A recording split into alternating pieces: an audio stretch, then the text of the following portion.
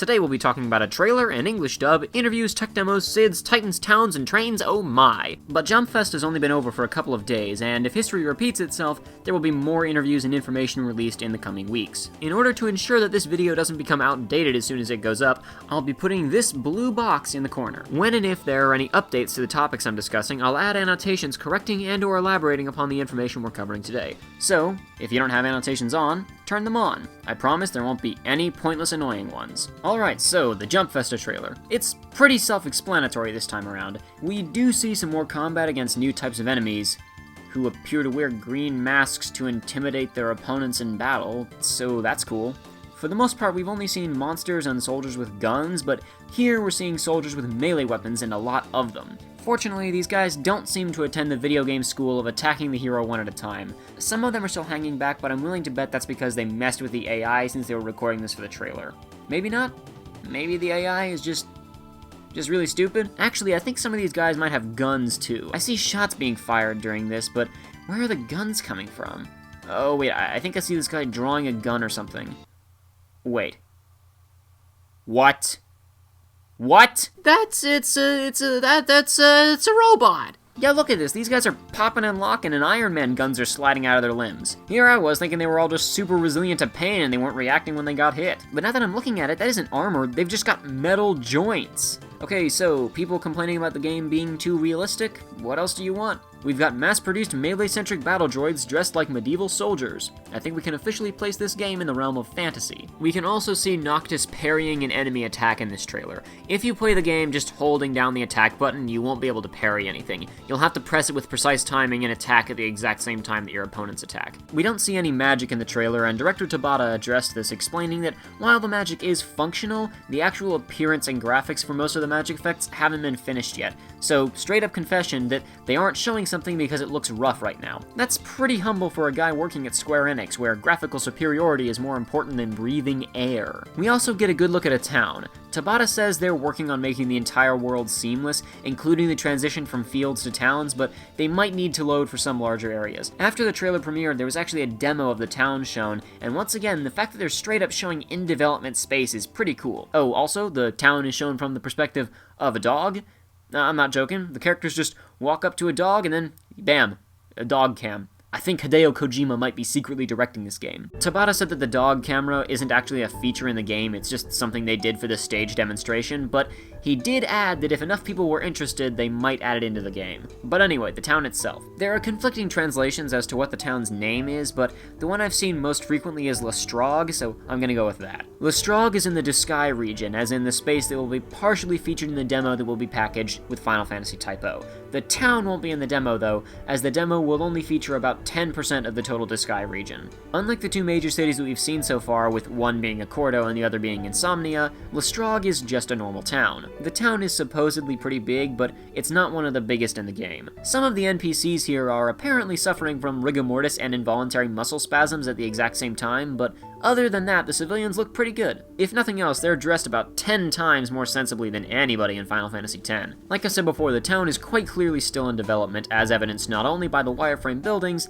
but by the fact that there are no NPCs further into town. Well, except for these guys who stand primarily behind these stalls in the market. I assume that they're actual shopkeepers that the player can interact with. During the presentation, Tabata said that you can cook in the game, and that you buy ingredients in towns, so this seems like this would be the place to get them. Also, while we're here, I think it's worth pointing out how much English text is in this game. Of course, there's already a lot of English text on stuff in Japan, but man, there's a lot of it here.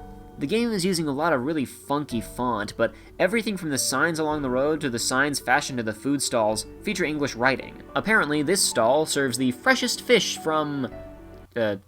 Sinen? Sinen. Is that an O? Onin.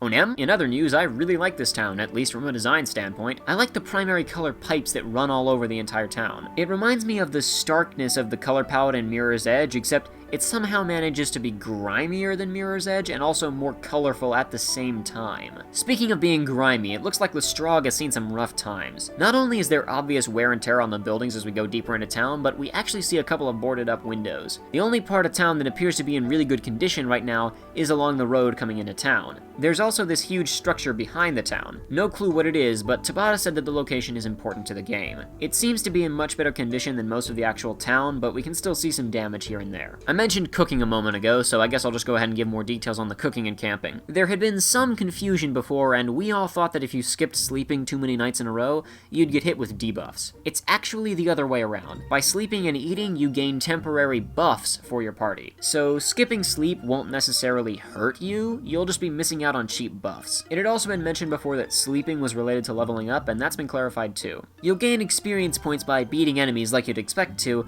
but those points won't actually be converted to levels if you don't sleep. This also means that if you're the type of person who wants to do a challenge run of the entire game at a really low level, it's pretty easy. Do you want to play through the entire game at level 1? Easy. Just don't sleep. Good luck with that, nerd. Also, the day-night cycle is still subject to change. When asked about it at Tokyo Game Show, Tabata said that the full 24-hour day within the game would equate to about 30 minutes of real-life time. But as of right now, the game day is 1 hour of real-world time, with about 45 minutes of that hour being classified as daytime, meaning it probably includes dusk and dawn. They're still tweaking the length of the day, with the conflict being that they want the day to feel substantial and long, but they also want night to come fast enough so that you can level up at a good pace. He also said that a week before Jump Festa, the length of the day was a little bit longer than that, so they're clearly still experimenting with this aspect of the game. We've also got yet another confirmed mode of transportation: trains. That's one more in addition to cars and airships. You'll actually be able to walk around inside trains while they're moving instead of just instantly warping to your destination. Although, if this is what a typical train ride in 15 looks like, I think I'll take my chances with the car. I've seen a few people speculating that this scene in the train is an attack by Shiva.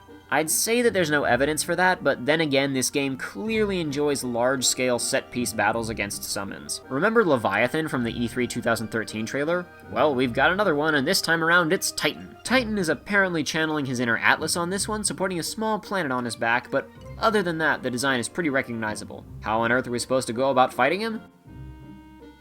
I don't know. But yes, it has been confirmed that he's a summon, and like Leviathan, you'll have to beat him, and after you do, you'll be able to summon him. It sounds as though when you summon a creature in this game, you actually play as them yourself. Also, it's been promised that the Titan you summon will be the exact same scale as the one you see in this trailer. Titan won't be showing up in the demo because he's apparently very important to the story, but Tabata promised that there will be at least one summon in the demo that comes with Type O. Last big thing from the trailer was Sydney, the first female Sid character in the Final Fantasy series, and I must say, what is... You guys hear that? What is that noise?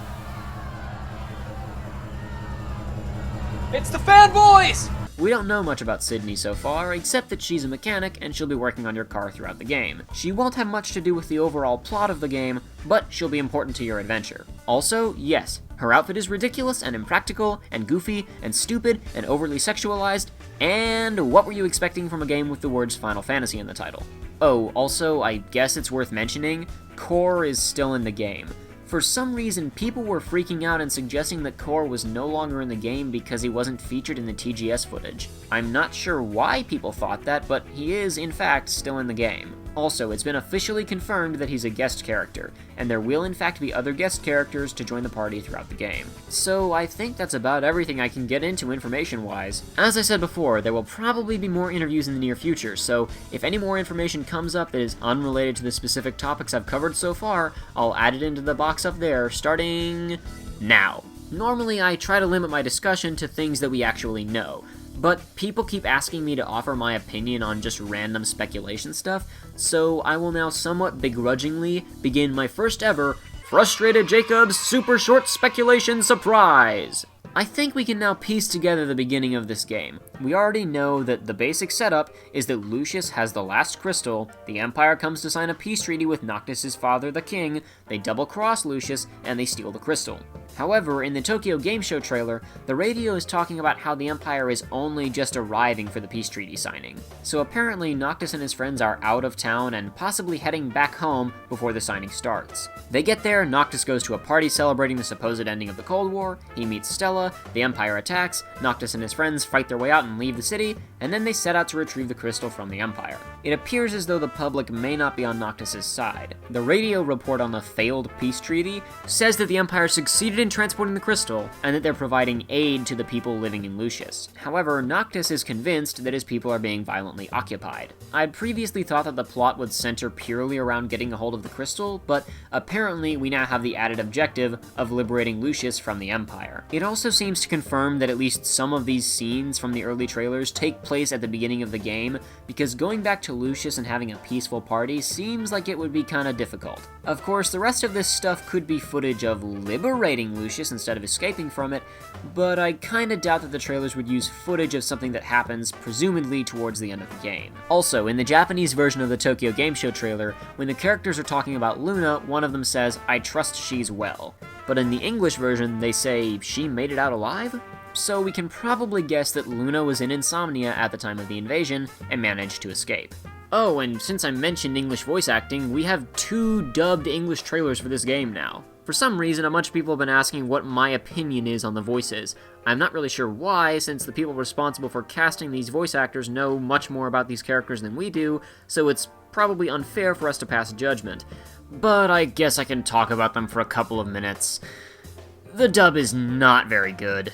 Now, to be fair, this clearly isn't audio coming from the game.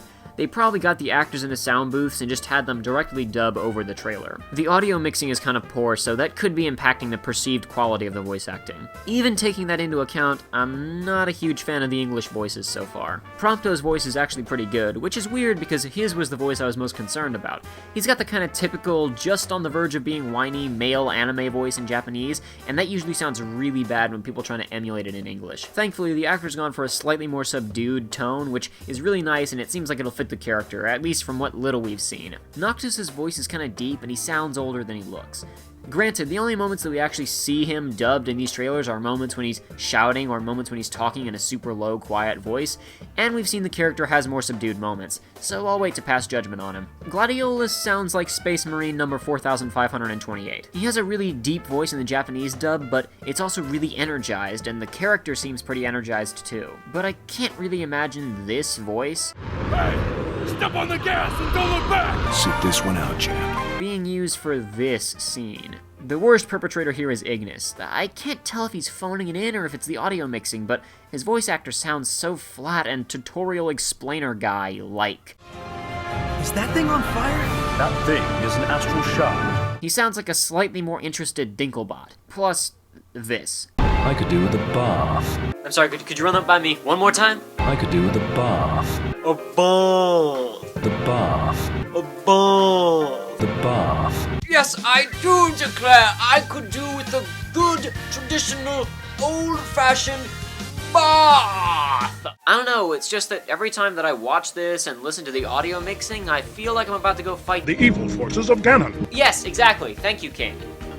How did you get in my house? My boy. Never mind. What's mine is yours. Guest room is that way. I don't care enough. To offer one final round of speculation, let's return to Lestrade. Remember all those pipes in the town, and the floating tram thing, and the huge complex to the rear of the town? I'm thinking that this is this world's equivalent of a coal mining town. Or that is to say, a town that is built primarily by a big company to have people come and work at their factory or something of the like. We have a very obviously complicated structure back here, very industrial looking. We can see steam or fog of some kind rising up from within the building. Then, throughout town, we see all these pipes which are, again, pretty obviously industrial. They weren't built by the Homeowners Association, if you know what I mean, and it looks less like these pipes were built around the city, and more like the city was built around the pipes. You see the traffic signs over the road? They're not on a proper sign that was built specifically to be put over a road. They're just hanging on another pipe that continues off into the city. So I'm willing to bet that all these pipes have something to do with the building out back, and that they're harvesting some kind of natural resource from this area. And so ends the super short speculation surprise. That's basically everything we saw at Jump Festa. Nothing earth-shattering, but still plenty of information. There are still plenty of things that we don't know, and we still don't even know how the game is actually going to feel when we have it in our hands. The next live stream for this game is planned for February, and the demo will hopefully be released shortly after Final Fantasy Type 0 comes out. I am now officially struggling to find a way to finish this video, so it's time for a bunch of obligatory confirmed jokes. Lens Flare confirmed, Jeff Bridges confirmed, Emperor Palpatine confirmed, Stylin Reno confirmed, that one ray shield from Star Wars Episode 1 confirmed, Fences confirmed, Freckles confirmed, Cold Brewskis fees confirmed, speed limits confirmed, air submarines confirmed, grilling confirmed, those old guys from Cowboy Bebop confirmed, floating trash confirmed, posing confirmed, phantom pain confirmed, impact frames confirmed, surprised urgency confirmed, cosplay bait confirmed, 40-year-old men confirmed, Castlevania confirmed, Uncharted 2 confirmed, God of War 3 confirmed. Now in development? Maybe confirmed. He spent all that time whining about audio mixing, but he can't mix audio himself. Dislike, unsubscribe. My boy.